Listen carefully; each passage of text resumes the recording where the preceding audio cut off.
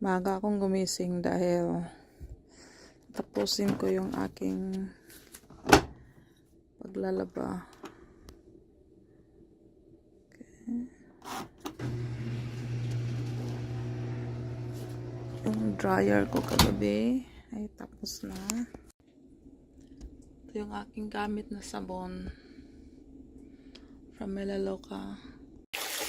Tapos na maglaba, so kailangan ng maligo.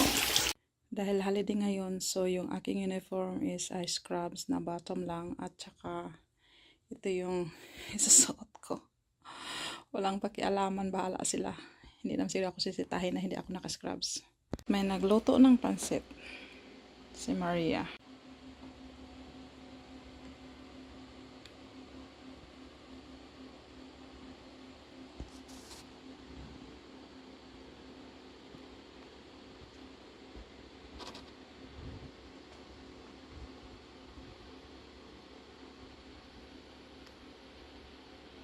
Mag-start ako ng 10:33 na.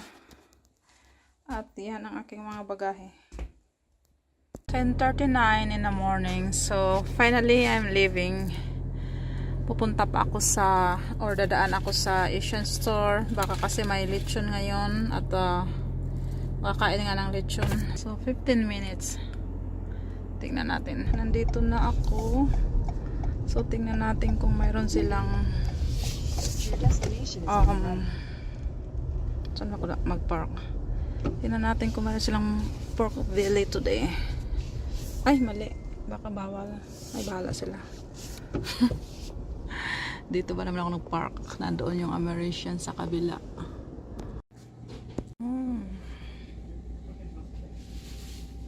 Alright, so excited na akong umuwi.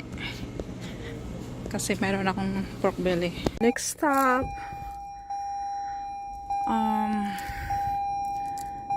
I'm going to TJ Maxx. Gonna stop by there gonna buy something, a gift for the daughter of my friend that celebrated her birthday a few days ago. TJ Maxx, Eau Claire, Wisconsin. Okay, I'm setting your destination to TJ Maxx on Commonwealth Avenue. 13 minutes. Oh my goodness. A gift receipt or no? No. You have a wonderful day. Yeah, thank you so much. Oh.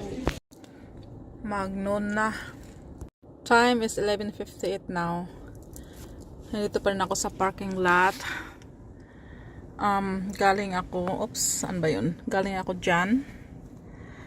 So, I don't know kung gaano ba ka layo from here to Northfield. Alright, tingnan natin. Northfield, Wisconsin. Got it. I'm setting your destination to Northfield. Alright, so 20 minutes. Dumating na rin ako at kakain na rin. Kaon ba may crush? Nagkuha ko hiwa sa habang nasa car ko.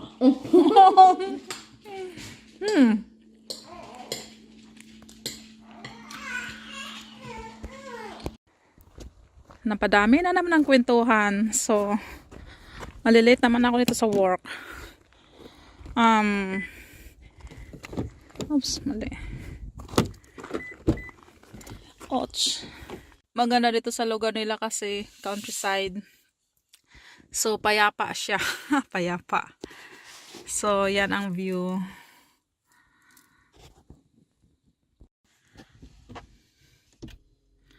So, the time is 1:46. Tapos, tignan natin kung makayanan ko bang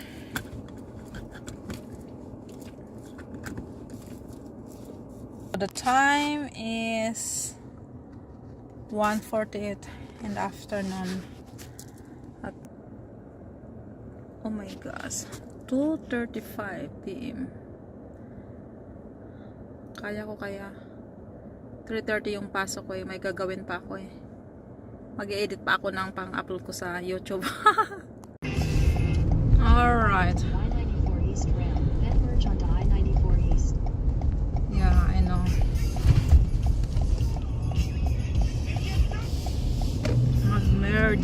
naman tayo papunta na interstate.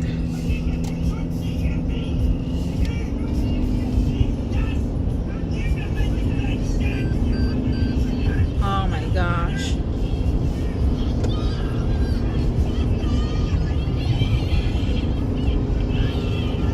Ano ba naman yung music na yan?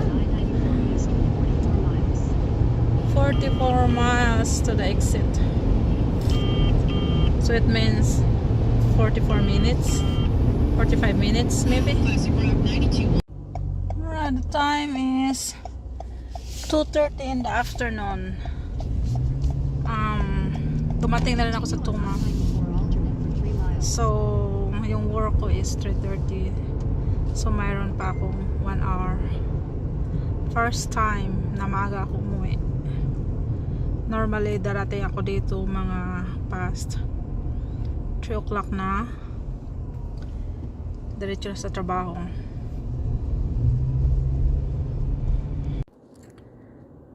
(2:37) dumating na rin ako sa isang bahay. Getting ready also for work. Alright. So, hindi na baling malate sa work. Basta makapag-upload. Nako, nag-stop ako saglit sa bahay, but yung pasok ko is 3:30. Tingnan natin anong oras na ba. Late na naman ako. Alright, so 3:23. Late na nga. So, holiday ngayon. Normally hindi ako pumapasok pag birthday ko. Lagi akong for the past 9 years lagi ako request ng day off kasi ayokong pumasok. Pero ngayong araw na to, nang tinitingnan ko sa calendar ng back in December, so nakita ko yung February 19 is holiday. Sabi ko, naka, hindi ako mag-request ng day off. Sayang naman yung double pay, di ba? Pag federal employee, double pay pag holiday. Today is President's Day. So, yung pasok ko is 3:30 and it's 3:25 now. I'm still here sitting, nag-aantay ng green light. So, tingnan natin kung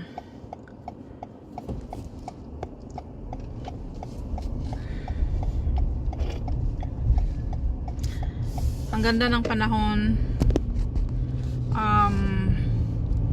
Walang snow, tsaka 46 degrees Fahrenheit. So, parang springtime. Walang snow talaga.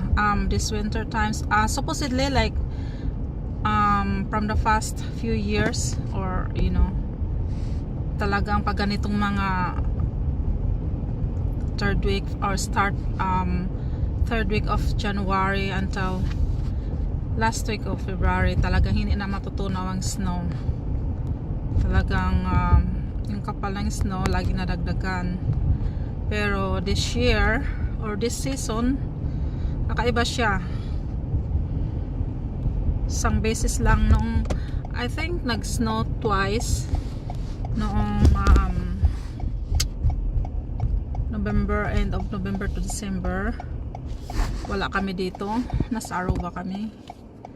Tapos noong December, we don't have a white Christmas.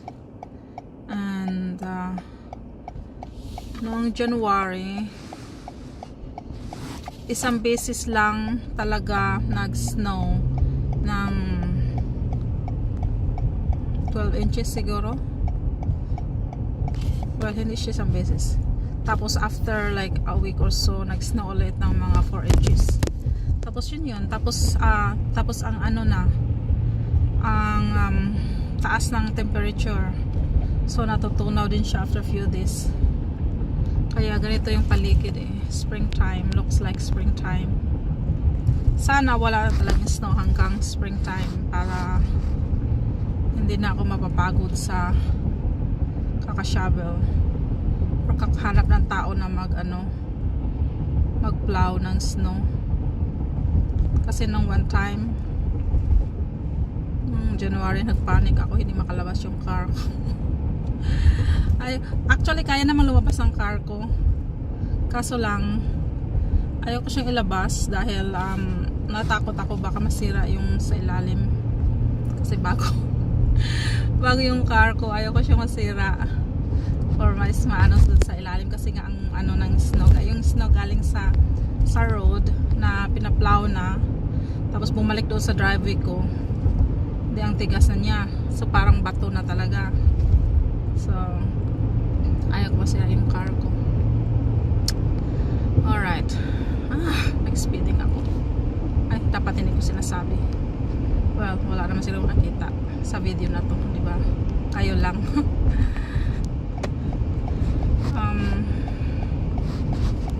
Alright. So, it's my turn.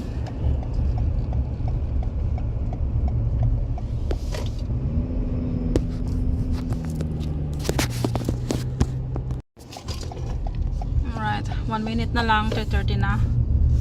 Pero nandito na ako sa loob ng facility.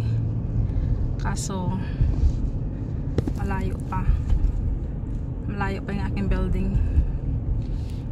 Yung speed is 20. Kailangan natin mag-behave kasi hindi mo alam kung saan kasi may sarili kaming kaming inangkin, may sarili silang pulis dito, so tapos talaga yung mga pulis, may sariling pulis dito sa loob ng facility talaga, kaya masyado silang stricto sa speeding. Ilang beses kaya akong napa-stop, warning lang, warning.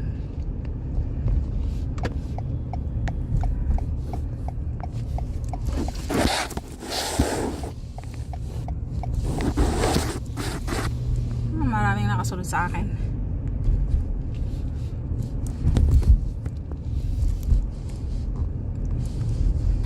Ang ganda ng ang ganda ng panahon ngayon. Sarap maglakad-lakad sa labas. Hindi ko alam kung marami kaming staff today. Pag marami mag-lunch break ako ng maaga.